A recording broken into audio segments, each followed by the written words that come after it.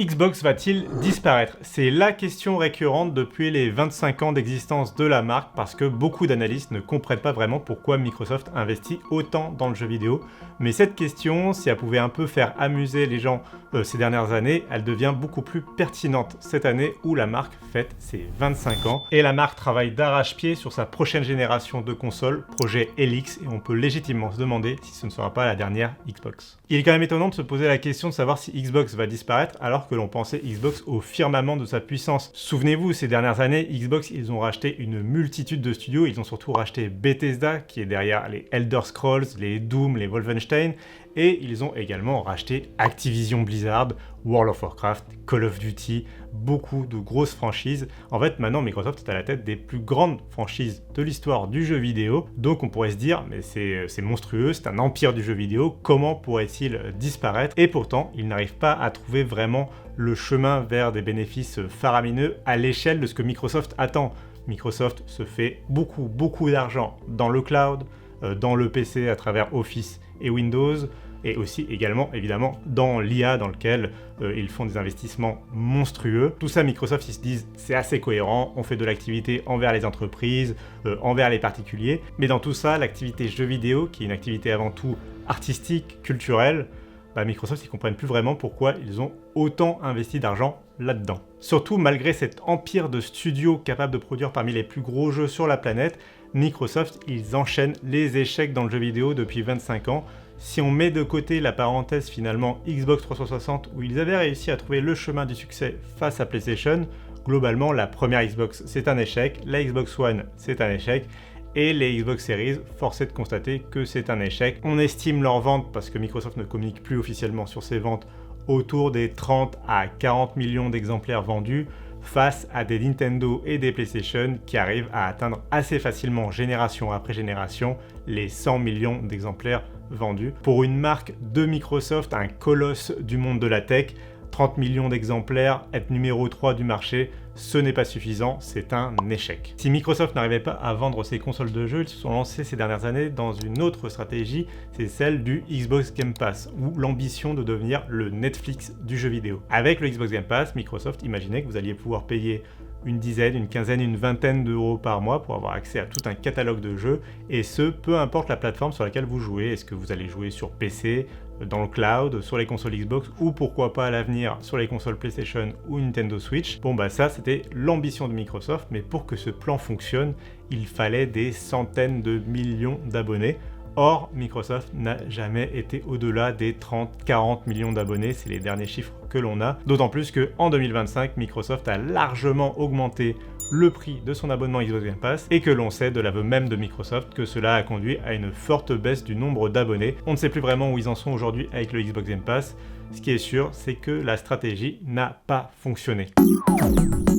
On arrive au grand reset de Xbox, c'est le nom donné par Microsoft à la stratégie depuis 2026, puisque l'on a carrément la direction de Xbox qui a quitté Microsoft. Phil Spencer et Sarah Band, qui étaient vraiment les patrons de la division Xbox depuis de longues années, ne travaillent plus pour Microsoft. À la place, on a Asha Sharma qui vient de l'activité IA de Microsoft et qui est là vraiment pour rétablir les comptes et il espère renouer avec de la croissance, mais vous allez voir que ça va se faire en cassant pas mal de pots. Asha Sharma, elle est à la tête de Xbox depuis seulement quelques mois, donc c'est forcément difficile de déjà tirer un bilan de son activité, mais on peut un peu résumer les choses comme cela avec d'abord les 100 premiers jours où elle est allée plaider un peu un retour aux sources pour Xbox, avec notamment un retour de quelques exclusivités, on pense notamment à Gears of War qui ne sortira pas sur PlayStation, et aussi quelques petits changements mais vraiment microscopiques à l'échelle de l'activité de Xbox. On avait par exemple le retour d'un fond d'écran aux couleurs de la première Xbox,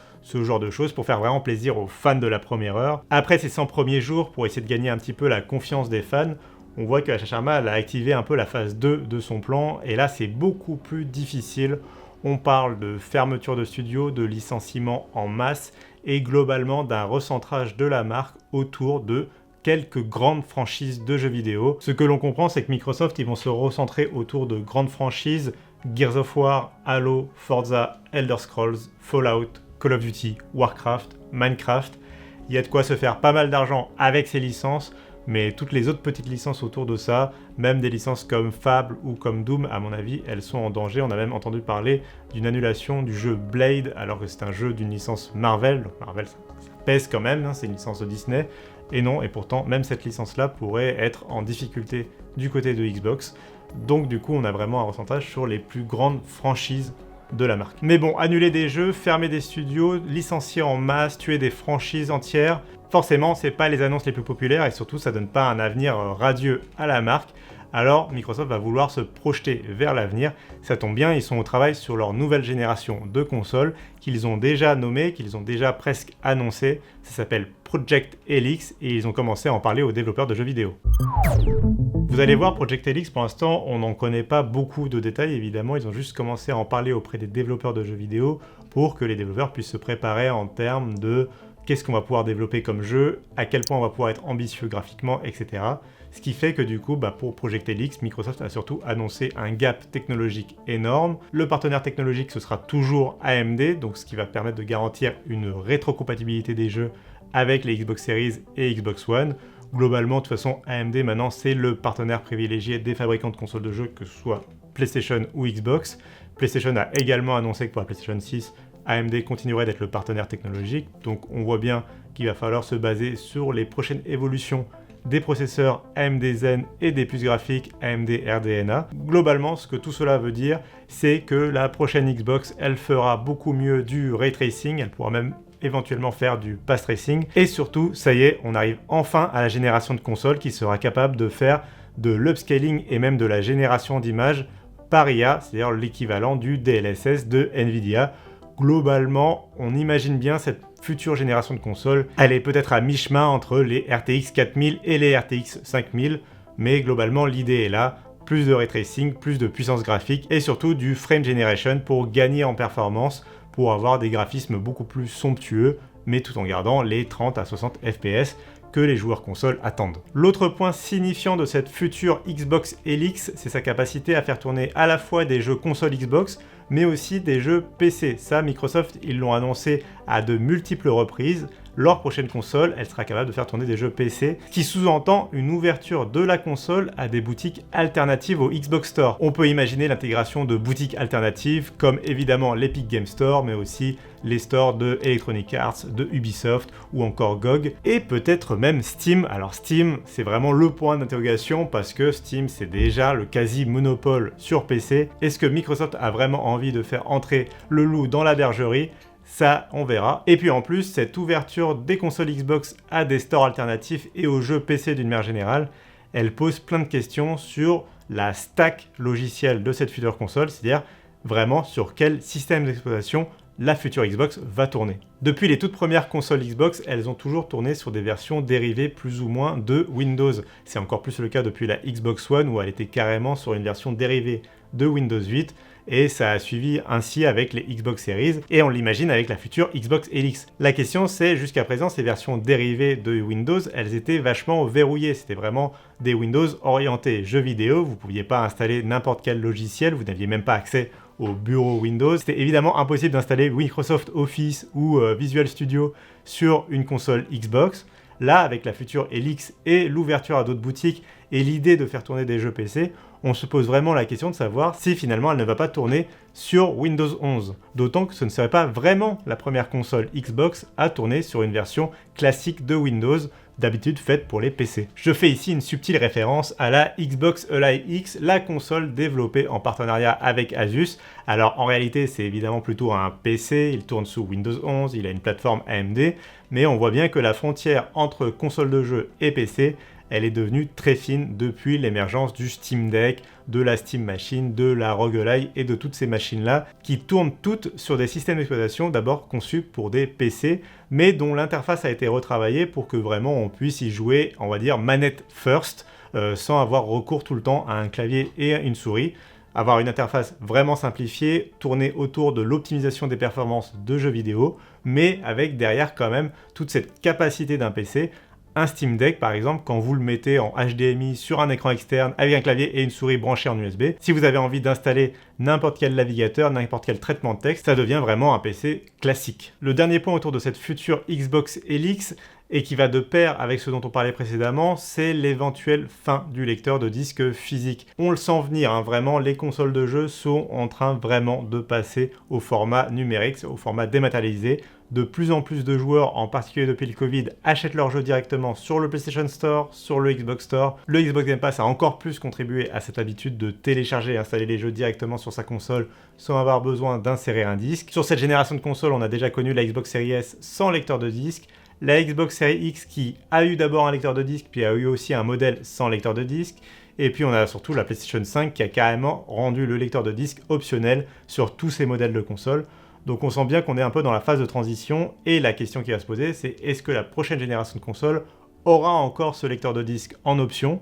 On imagine que potentiellement ce sera le cas chez PlayStation, mais Microsoft il pourrait faire le choix de carrément tirer un trait définitif sur ce lecteur de disque, d'autant que les bruits de couloir, là cette fois ce n'est pas encore officiel, parlent d'un éventuel projet Positron. Ce projet Positron, ce serait la capacité de transformer d'une façon ou d'une autre vos jeux que vous avez actuellement en version disque sur une version numérique. Alors comment ça marcherait? Est-ce qu'il faudrait renvoyer ces jeux à Micromania pour qu'ils vous enregistrent sur le Xbox Store? Est-ce qu'il faudrait les lire sur la génération précédente de consoles tant que vous avez encore votre série X avec lecteur de disque? Impossible de le dire, on ne sait même pas si ce projet ira jusqu'au bout, mais ces bruits de couloir montrent vraiment que Microsoft s'oriente vers une console sans lecteur physique. Ça a d'autant plus de sens que si on parle d'une console plus proche que jamais du PC, sur PC, ça fait longtemps que les joueurs, ils n'ont pas mis un lecteur DVD ou un lecteur Blu-ray dans leur PC. Steam s'est imposé très largement dès le début des années 2000 comme étant la plateforme de jeux dématérialisée. Parce que c'est pas la première fois que Microsoft s'aventure sur ce terrain-là. Rappelez-vous de l'annonce de la toute première Xbox One qui devait mettre plus ou moins à mal le marché de l'occasion et surtout le prêt entre amis, puisque globalement votre version physique à l'époque allait être liée à votre compte Microsoft. Finalement, une dizaine d'années plus tard, on en est revenu au même point, mais cette fois-ci, les joueurs, à mon avis, sont beaucoup plus prêts à l'accepter parce que c'est devenu un peu plus dans les normes, que ce soit sur console de jeu ou sur PC. Ce qui est sûr, c'est que si ce projet devait aboutir, ce serait probablement la fin du prêt de jeu entre amis. Plus question de prêter le disque à un pote pour qu'il puisse jouer au jeu le temps d'un week-end. Et évidemment, ça mettrait en péril le marché déjà assez difficile de l'occasion de jeux vidéo, qui pourtant permettait de faire tenir des boutiques comme Micromania. Bon, je sais pas si vous vous êtes rendu compte, mais on a timidement évité deux sujets importants autour de cette future console. D'abord, la date de sortie. Avec la crise de la RAM qu'il y a actuellement, on a vraiment des rumeurs qui partent dans tous les sens. Ce que l'on peut dire, c'est qu'une génération de consoles, en général, c'est 6 à 7 ans, et la génération de consoles actuelle, elle a débuté en 2020. Donc logiquement, on s'oriente vers une fin de génération autour de l'année 2027, probablement de l'automne 2027.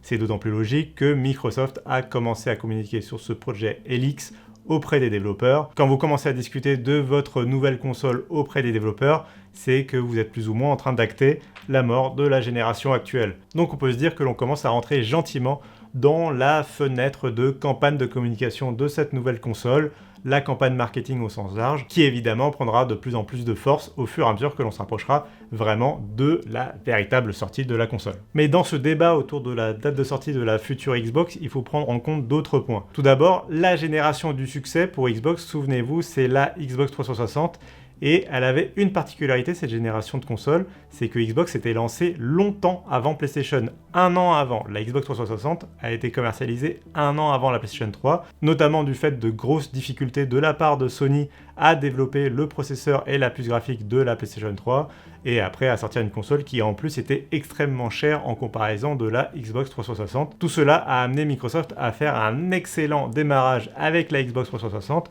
et a conduit beaucoup de développeurs et d'éditeurs tiers à faire de la Xbox 360 la console un peu phare de cette génération. Les jeux étaient conçus, développés et optimisés pour cette console plutôt que pour la PlayStation 3 qui en plus avait la réputation d'être difficile en termes de documentation et de développement. Donc il y a d'un côté l'idée de prendre de court PlayStation et de lancer le plus vite possible cette nouvelle génération de consoles Xbox, et il y a de l'autre la conjoncture actuelle du marché qui semble pas du tout prête pour le lancement d'une nouvelle génération de consoles parce qu'on va y venir, mais le prix serait probablement complètement prohibitif.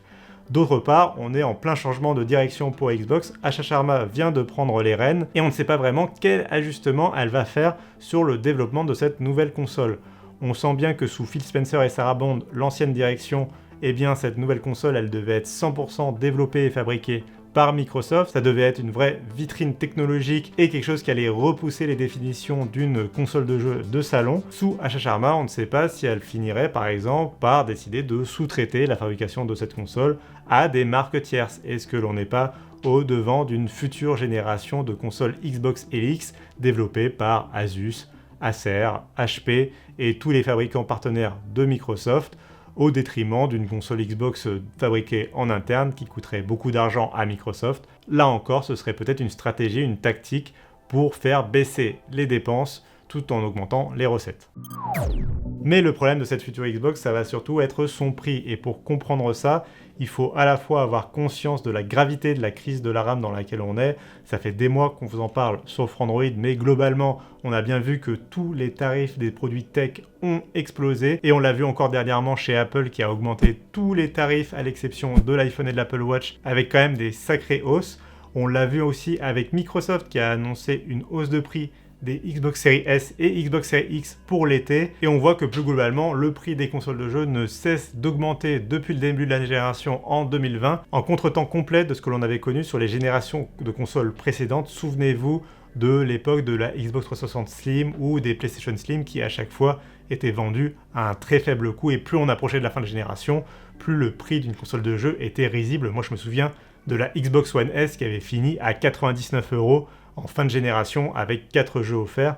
Bon bah là quand on voit la Xbox Series S qui en prix de départ était à 300 € et qui est en train de monter gentiment vers la barre des 500 €, on voit qu'on n'y est pas du tout. La dernière annonce de console de jeu en date, c'est la Steam Machine de Valve qui a annoncé un prix de vente au-dessus de la barre des 1000 €, pour la simple et bonne raison que Valve n'a à la fois pas la capacité de commander autant de pièces que les géants de la tech quand ils font des commandes de stockage et de RAM, et également parce que Valve a refusé de vendre à perte sa console de jeu, résultat un tarif au-dessus des 1000 €. Et les bruits de couloir autour de la Xbox Elix et de la future PlayStation 6 continuent de pointer vers un tarif autour, voire au-dessus des 1000 $, donc il faut vraiment s'attendre à des futures consoles de jeu qui sont hors de prix. Or, c'est une contradiction complète avec ce qu'est le modèle économique de la console de jeu. Et c'est là où on peut commencer à se demander si la Xbox Elix sera pas la toute dernière console de jeu de Microsoft, le dernier coup d'essai, et plus généralement si on s'approche pas même de la fin des consoles de jeu. En tout cas, ce qui est de plus en plus probable, c'est que la console de jeu va devoir se réinventer et qu'on est au devant d'une crise majeure comme le jeu vidéo n'en a pas connu depuis au moins 40 ans. Les mots sont durs, mais il faut comprendre. En fait, le modèle économique d'une console de jeu, c'est que normalement, la console de jeu, elle doit être la moins chère possible. À l'époque, on avait même des fabricants qui osaient la vente à perte dans le but d'écouler un maximum de stock. C'est le principe de l'imprimante ou du rasoir. On vous vend un appareil de base qui est le moins cher possible pour ensuite vous vendre du consommable, et c'est sur ce consommable qu'on va se faire un maximum de bénéfices. Dans le cadre d'une console de jeu, comme la PlayStation par exemple, vous allez avoir Sony qui va vouloir vendre le plus possible de PlayStation au plus bas tarif possible, et une fois qu'ils ont écoulé 10, 20, 50, 100 millions d'exemplaires de PlayStation, ils vont se faire de l'argent sur les 30% d'exploitation sur chaque jeu vendu sur le PlayStation Store, sur les abonnements PlayStation Plus, puisque sur console de jeu vous êtes obligé de payer pour jouer en multijoueur, là où c'est gratuit sur PC, et tous ces éléments-là, ça va contribuer à faire vraiment le succès de PlayStation et à faire une énorme rentabilité pour le groupe PlayStation. Là on parle de PlayStation parce que sur le milieu des consoles de salon, c'est ceux qui ont vraiment le plus réussi depuis la toute première PlayStation 1, mais c'est le modèle économique que suivent toutes les consoles de jeux depuis la toute première Nintendo NES jusqu'à encore la Nintendo Switch 2 vendue autour des 400 €. Parce que forcément que la population capable de mettre 1000 à 1500 € dans une console de jeu, elle est bien moindre que la population qui était capable de mettre 400 € dans une console de jeu. Et si le parc installé se réduit comme peau de chagrin, du coup les jeux se vendent moins, vous avez moins de bénéfices sur les ventes faites sur le store, vous avez moins de bénéfices sur les abonnements associés, et c'est tout le modèle économique qui est en train de se casser la figure. Si vous associez tout cela en plus aux annonces de licenciements en masse que l'on retrouve chez Microsoft évidemment, mais aussi chez PlayStation et chez globalement tous les éditeurs de jeux vidéo, en particulier en Occident, vous voyez qu'on est vraiment au devant d'une sorte de rupture dans le jeu vidéo. Il y aura probablement un avant et un après PlayStation 5, Xbox Series, et il risque rapidement de se poser même la question de l'intérêt d'une nouvelle génération de consoles de jeux. D'autant plus que si la crise de la RAM, on l'espère, elle finira par être temporaire et se résorber, et que la RAM finira peut-être par rebaisser en termes de prix, il n'empêche que la prouesse technologique, la technologie de pointe qu'utilisent nos consoles de jeu, elle va coûter de plus en plus cher. On le voit avec la fabrication de puces chez TSMC qui coûtent de plus en plus cher. Seuls désormais AMD, Nvidia et vraiment les plus grands géants de la tech sont capables de sortir leur chéquier pour passer des carnets de commandes chez TSMC. Et à côté de ces géants de la tech, en fait, nos géants du jeu vidéo que sont PlayStation, Nintendo et Microsoft, ils font figure de nains. Et c'est bien là la crainte de ne plus voir un jour les consoles de jeu vraiment rebaisser en termes de prix. Et encore une fois, se posera là du coup la question de l'intérêt même du marché des consoles de jeu. Et ça, c'est les fabricants de consoles qui vont devoir répondre à cette question. Il y a tout de même un gros contre-exemple à tout ce que je suis en train de dire, c'est évidemment la Nintendo Switch 2. Déjà, Nintendo est en train de réussir son pari, c'est une console qui se vend comme jamais Nintendo n'a réussi à vendre une console de jeu, elle se vend même mieux que la Nintendo Switch 1 en son temps. Surtout, Nintendo a fait le choix d'une console de jeu raisonnable vendue autour des 400 €.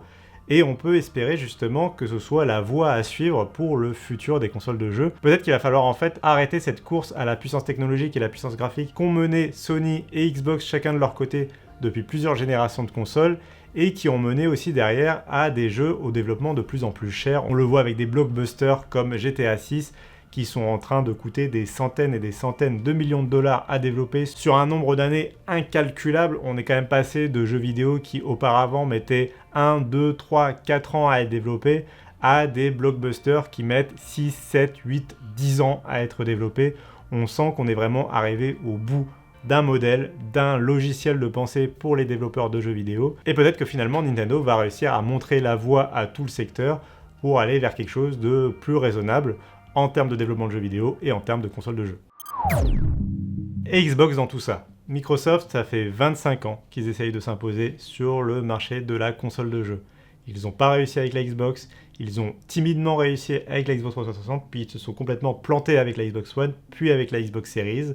Alors, est-ce que la Xbox Elix sera la recette magique qui va permettre d'un coup à Microsoft d'être satisfait de son activité jeux vidéo? Ou est-ce que le géant de la tech va finir par se dire que son activité jeux vidéo, elle a vraiment pas beaucoup de sens? Et à ce moment-là, on peut se demander si on ne se dirigerait pas vers la fameuse scission de Xbox avec Microsoft. C'est une discussion qui revient sur la table, mais depuis 25 ans, parce qu'il y a beaucoup d'actionnaires qui ne comprennent pas pourquoi Microsoft veut absolument investir dans le jeu vidéo.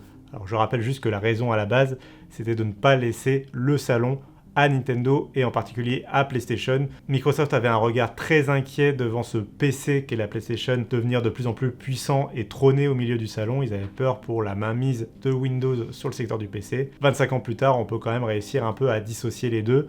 Et peut-être que Microsoft n'a plus de raison de s'inquiéter autant, en tout cas, de leur présence dans le salon. Ce qui est sûr, c'est que l'activité jeux vidéo de Microsoft, elle ne rapporte pas autant que les autres divisions de Microsoft. Et qu'il y a de plus en plus de supporters de l'idée de céder Xbox, de éventuellement lui trouver un racheteur ou de le vendre en pièces. C'est aussi dans ce sens-là que va la fermeture annoncée ou prédite de nombreux studios au sein de Xbox pour vraiment faire de Xbox une branche capable d'être revendable beaucoup plus facilement. Et vous voyez que quand on prend vraiment bout à bout tous ces éléments-là, que ce soit la conjoncture du secteur du jeu vidéo au sens large ou l'histoire de Microsoft, l'histoire de Xbox, on sent bien que ce projet Elix, ça pourrait être vraiment la Xbox de la dernière chance pour Microsoft, la toute dernière génération de consoles Xbox. Si la Xbox Elix ne fonctionne pas, honnêtement, j'ai du mal à voir Microsoft continuer d'investir autant après autant d'essais différents, autant de problèmes de gestion de la marque Xbox. Peut-être que Microsoft va tout simplement arrêter les frais. Allez, c'est ce qu'on pouvait vous dire sur la situation chez Xbox et ce que l'on sait sur cette future Xbox Elix. C'est le moment de nous dire dans les commentaires à quel point vous êtes fan de Xbox et vous y croyez à fond à cette Xbox Elix.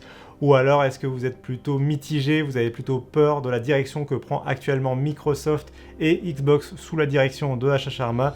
Dites-nous tout ça dans les commentaires. En attendant, moi je vous retrouve très bientôt. N'hésitez pas évidemment à vous abonner à notre chaîne YouTube et sur tous nos réseaux sociaux. A plus!